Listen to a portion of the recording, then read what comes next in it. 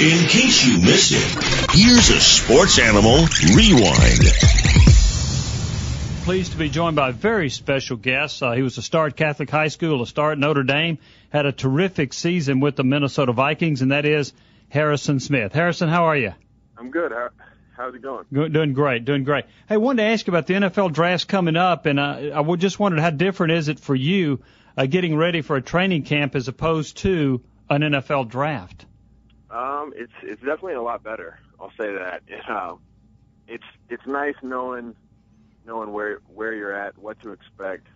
So now I'm really just focused on being in shape and getting back together with the guys and starting to work out. Whereas last year, if you're kind of going through the uncertainty and you're anxious to figure out where you're going. So it's definitely a lot easier in year two.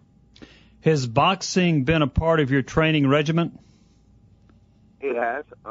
I'd say I've probably done less and less sparring over the years, just to let my body recover in the off season. I think I told you last time I was on the show. Lee Smith and I used to go at it down at Golden Gloves.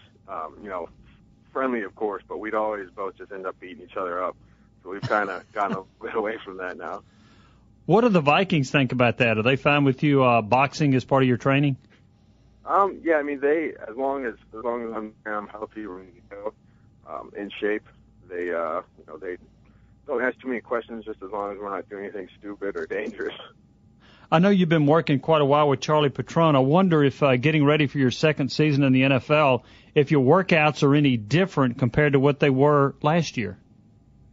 Yeah, I think last year I was kind of in that combine mode where every day you're going in and you're going 1,000 miles an hour, where this year there's kind of a happy medium where you want to peak on the way to the start of the season. So Charlie Petrone and myself have kind of toned it back, where I'm in good shape, but I'm not maxed out at this point, just because you don't want to wear yourself out over the whole year. You want to peak going into the season. So that's kind of what we've been doing. Hey, Harrison, it's Vince Ferrara. Good to talk to you.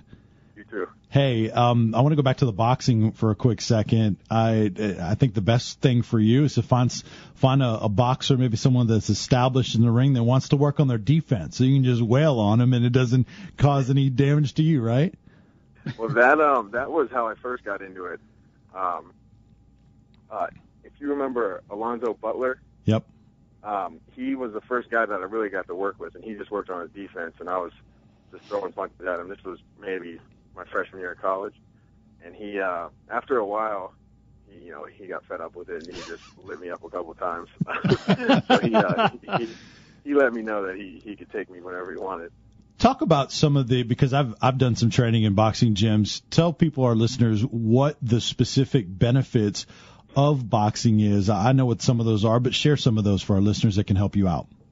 Well, I mean, for a football player, my primary workouts are with Charles Petrone. That's where I go most of the time. But boxing can be a nice supplement. Just to get your cardiovascular up, to work on your hand movements. Just it helps getting off blocks. Work on your feet. Just keep them quick. And it's just it gives you self-confidence when you know that you know how to defend yourself, and it's just another good skill to have, and it kind of keeps you fresh instead of doing the same stuff every day. I know the NFL voluntary camps are this week. When do the Vikings have those? Ours start up on the 22nd, so on Monday, and I'll be there for those all the way up until the end of June. I guess Harrison Smith, Minnesota Vikings safety. Harrison, the Vikings are going to be facing the Steelers at Wembley Stadium in late September, and you were part of a 3-city publicity tour that representing the Vikings. What was that like? It was a pretty unbelievable trip, just as far as meeting the fans over there. We landed in Dublin, spent a night there, then flew to Manchester, then Leeds, and then ended in London. And just the amount of knowledge that the fans had over there about the NFL, about the entire, rules, players, coaches, owners. It was just as much as the fans over here. So that kind of shocked me. And then just being able to go over to a different side of the world was awesome. What was the most interesting question that was asked? They asked us a few questions. They asked us one about, that was kind of when the lowering of the head rule came out, so there's a lot of questions on that. But the most interesting, they were asking us about the possibility of an off-season schedule change. And we really, between the three of us, we didn't really know what the guy was talking about at the time because we hadn't heard about it. So they had a little bit more insight than we did at the time. What do you think of the lowering of the head rule? I'm not a fan of it, and even though I'm on the defensive side of the ball, and it benefits me, any new rule that kind of takes away the physicality of the game, I just don't like. But at the same time, there's nothing that says they can't go back on the rule if it doesn't work out how they think it will.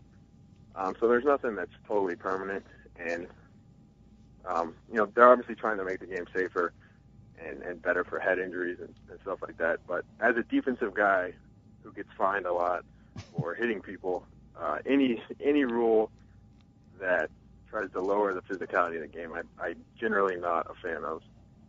How many fines do you think you're going to get this year?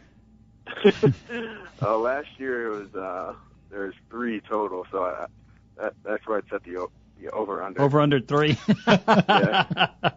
Hey, had you ever been to Ireland or England before? I had not. That was my first time over in Europe, and Notre Dame got to play in Dublin last fall. Right. So I missed that by a year, but it was cool to get to go over there and just kind of see the city for a little bit, even though it was a short amount of time.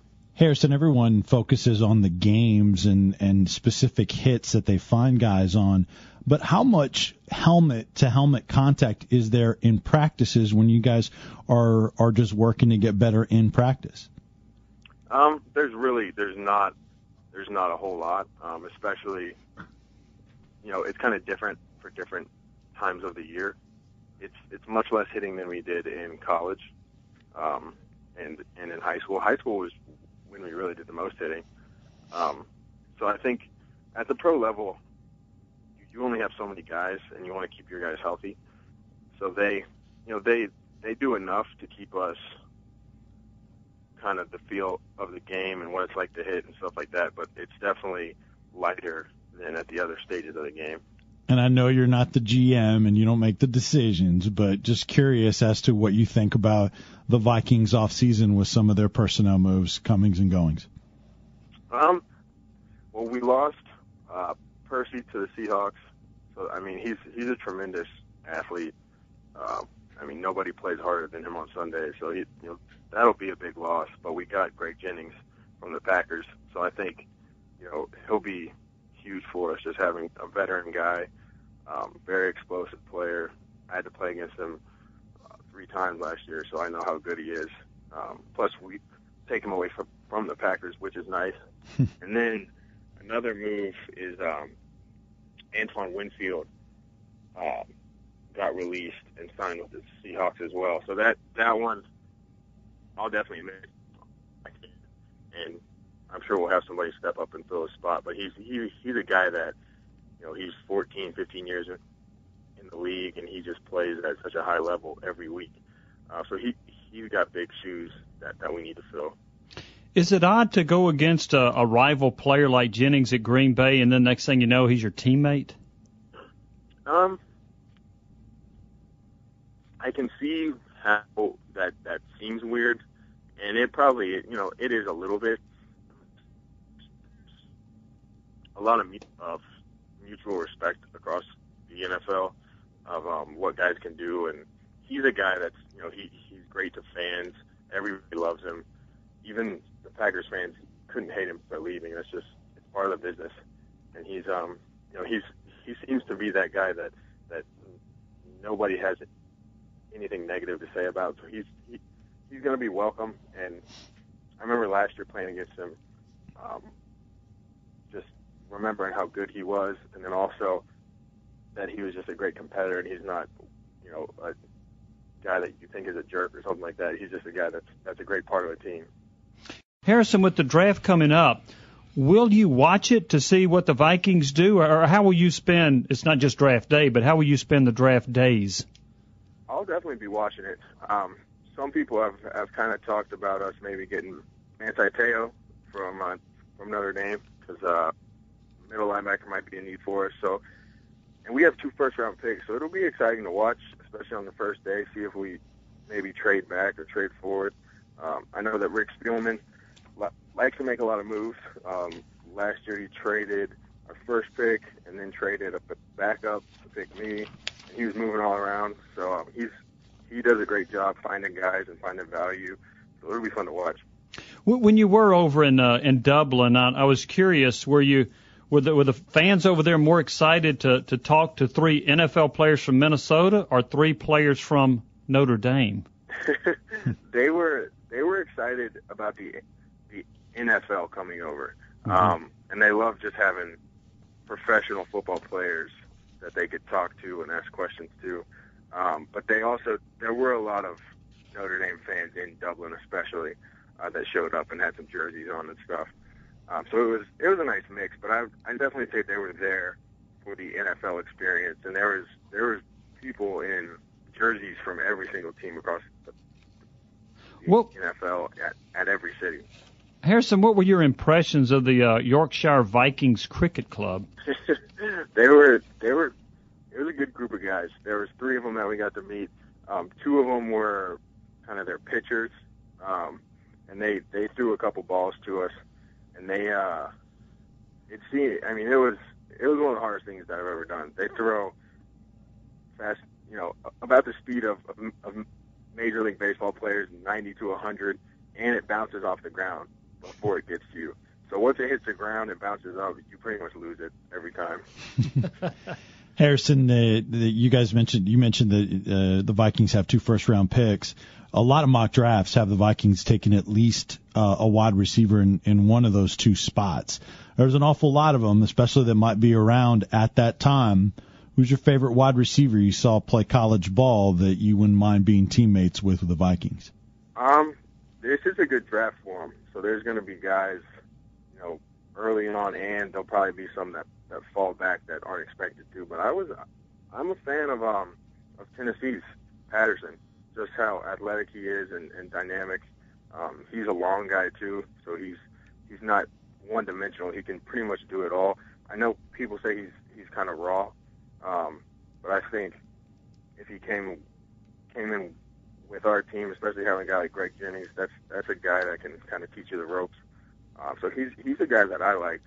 But I mean, there's a lot of good guys in this draft class, so we'll see what happens. And with Patterson, a lot of people have brought up Percy Harvin, who you guys obviously had there at Minnesota, in terms of all of the versatility he brings and the different ways you can use him. That'd be a guy, even though he's a much bigger guy in stature, that you could probably stick in there and already have a plan and know how to use him, right? Yeah. And I mean, we have guys. We have Jarius Wright. He's a guy from Arkansas last year who's a Percy Harvin type. Greg Jennings can do a lot of things. We've got some other guys. Greg Childs coming off an injury is a bigger type guy. But I just like Patterson's length and his athletic ability. I just don't think you find that a lot. So he's a guy that, in my opinion, he's a great talent, and we'll just kind of see. Do you think Justin Hunter might be taken in the first round? I don't know. I know he's kind of slotted a little bit after Patterson, but I haven't got to watch him as much. I got to meet both of them. I think they're both represented by the same agents that I'm with, so I got to meet them out west. But they both are specimens and can definitely both play the game. Harrison, I think it was last month that you went back to Sacred Heart for a night that they had in your honor. What was that night like? It was fun, and it was, at the same time, it was flattering to know how many people have kind of kept up with me and just kind of wanted to hear my transition and how growing up here and going to Sacred Heart and going to Catholic kind of helped my development and helped me try to achieve the goals that I wanted to. So it was nice to get to see those people and also try to give back a little bit. Now, I got a John Wilkerson question for you. Tell us about Combine Day for G Unit at Charles Patrone's. Yeah, okay, so G Unit is my older brother. He's 29, so went to Catholic, and we were talking one night. It was a little bit after the combine, just kind of talking about the combine and everything that happened, and he decided that he should have his own day. So at first we just agreed that he was going to run a 40, and we were going to have Patron time it, so it was official.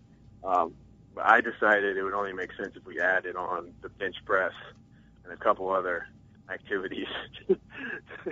So we lowered the bench press from 225 to 185, but he still didn't really excel in that arena. But I mean, overall, he had a pretty good showing for a guy, walking in off the street. Is he ready for the NFL? I don't think he's quite there yet, but maybe next year we'll give him a second shot at it, and maybe if anybody else wants to join in, they can stop by and run a 40. Probably have a lot of blown hamstrings though. Harrison, you had a terrific rookie year with the Vikings. What would you like to improve upon in year two? Really, I mean, it's all about the team, and it's all about getting to the next step. So this year we made the playoffs. Next year we need to win those playoff games and get to the Super Bowl, and that's what we try to. That's what our coaches teach from day one. And then from an individual basis, just going back and watching film, everybody kind of thinks they played a certain way, and I thought I had a good rookie year, but then when you watch the film, you realize how many plays you could have made that you didn't, that would have made it even better.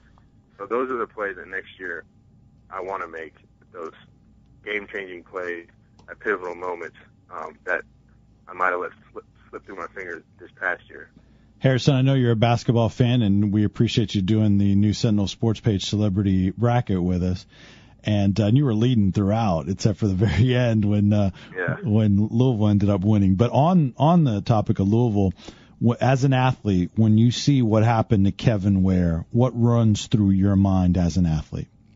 I still haven't seen it. I mean, I saw some of the clips and obviously heard about it, but I didn't see it while the game was going on. And then ever since then, I've just avoided watching it. I don't want to see that.